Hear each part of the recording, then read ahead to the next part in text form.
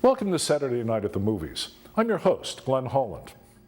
Tonight's movie is the most memorable of the American International Sun and Surf Beach movies, 1965's Beach Blanket Bingo.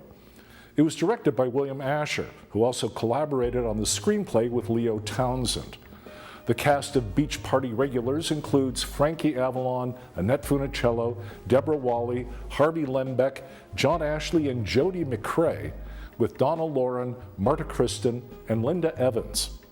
Providing adult support are Don Rickles, Paul Lynde, newspaper columnist Earl Wilson, and Buster Keaton. On a sunny Southern California beach, Frankie, Dee Dee, and their group of gals and guys watch as a young woman parachutes from a plane and lands in the ocean nearby. They see a motorboat stop near her, but shortly afterwards it speeds off, leaving her in the water. The gang heads out on their surfboards to rescue her, with Frankie reaching her first and bringing her into shore. What they don't know is that the whole thing is a publicity stunt dreamed up by a press agent, Bullets, to promote the career of his newest client, a young singer named Sugar Kane. In fact, the young woman who jumped from the plane was not Sugar, but Bonnie, an experienced skydiver. She was picked up by the motorboat after the jump, while Sugar took her place in the water. On shore, Bullets has a flock of reporters take photos of Frankie and Sugar to accompany a newspaper story about the heroic rescue. The whole incident leads Frankie and the gang to visit the local skydiving school run by a guy named Big Drop, where Bonnie persuades Frankie to try out skydiving. Bonnie plays up to Frankie to make her boyfriend Steve, who also works at the school, jealous. But Dee Dee is jealous too, and Frankie only makes things worse when he tries to talk her out of taking skydiving lessons with him. While they bicker, the beach gang's perennial nemesis, Eric Von Zipper, shows up with his motorcycle gang, the Rats, and he is soon smitten by Sugar. Meanwhile, Bonehead has had a bad fall off his surfboard, only to be rescued by a mysterious young woman named Lorelei.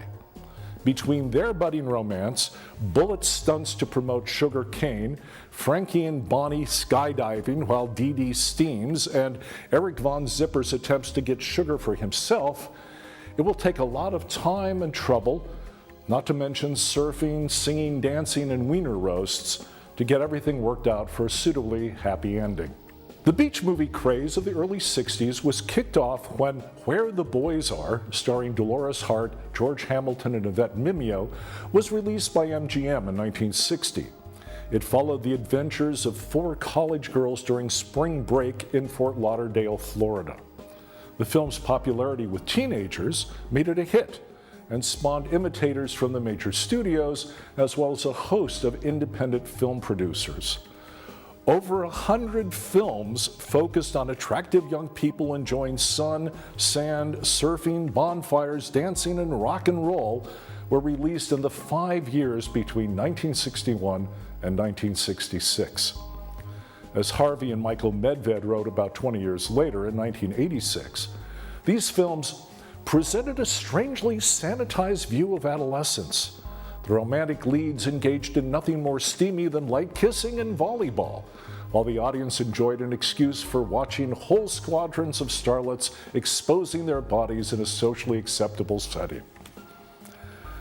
The preeminent beach party couple, Frankie Avalon and Annette Funicello, appeared as Frankie and Dee Dee in 3 other beach movies before they starred in Beach Blanket Bingo.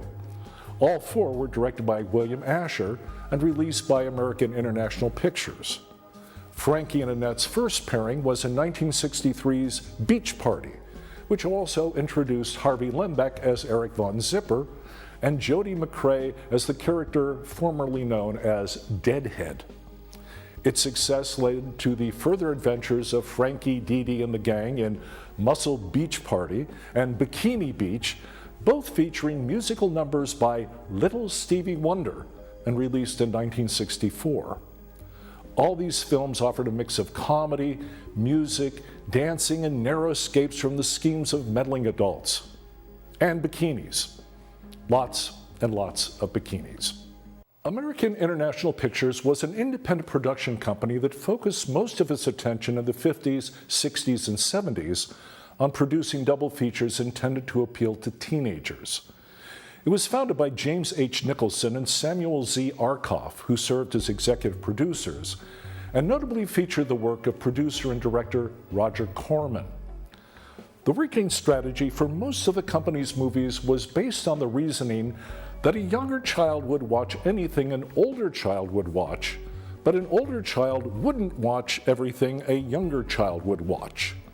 Similarly, girls would watch anything a boy would watch, but a boy wouldn't watch everything a girl would watch.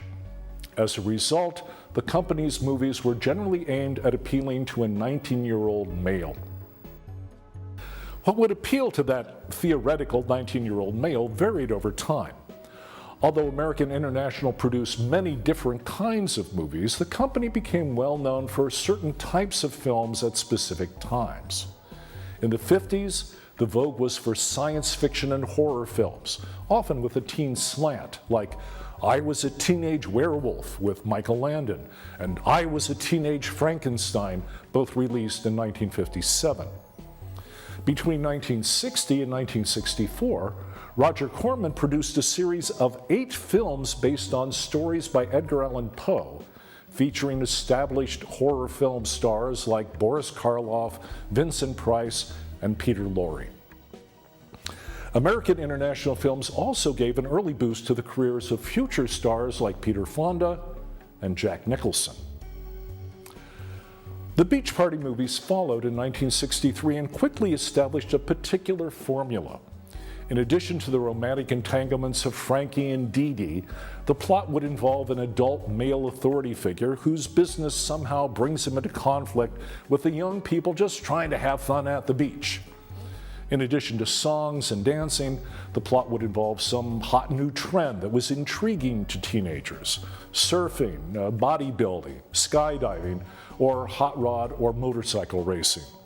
And part of the story would involve the antics of the beach kid's nemesis, Eric Von Zipper, and his motorcycle gang, the Rats, with a Z.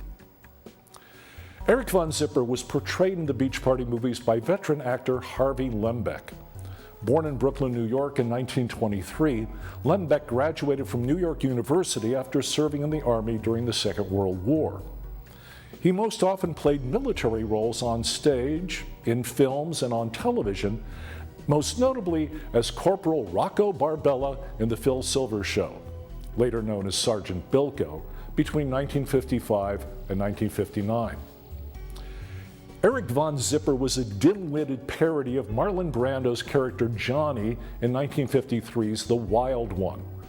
Von Zipper was subjected to a series of humiliations throughout the Beach Party films, including various sorts of slapstick mayhem, giving rise to his oft-repeated question, "Why me? Why is it always me?" As the 4th Beach Party movie in 2 years, Beach Blanket Bingo shows some signs that the series was drawing near to its natural end. While continuing to focus primarily on the ups and downs of Frankie and Dee Dee's romance, the movie offers several subplots involving attempts to kidnap Sugar Kane and Bonehead's doomed romance with a mermaid. Both Paul Lynde and Don Rickles are given ample opportunity to show their comedic chops. While Lynde makes snide comments about Frankie's height, Rickles offers a brief version of his standard insult comedy routine, making a series of jokes about Frankie's age. Frankie Avalon was 25 when the movie was made and more than ready to graduate to more adult roles. The end credits for Beach Blanket Bingo include a title card reading, "Watch for How to Stuff a Wild Bikini," the follow-up film released later that summer. But Frankie appears for only 7 minutes in that film on the pretext that he's stationed in Tahiti while serving in the Naval Reserves. Back home, Dee Dee, once again played by a now 23-year-old Annette, has a tentative romantic relationship with Dwayne Hickman instead. Throughout the film, Annette favors loose tops and shots carefully composed to hide the fact that she was more than 5 months pregnant while the film was being made. In the event, How to Stuff a Wild Bikini was the last of the beach party movies, as the sun and surf trend at American International gave way to spy spoofs and more serious films exploiting an entirely different kind of youth culture.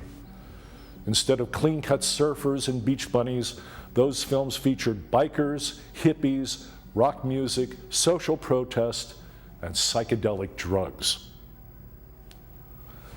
Please join us again next time for another Saturday Night at the Movies. I'm Glenn Holland. Good night.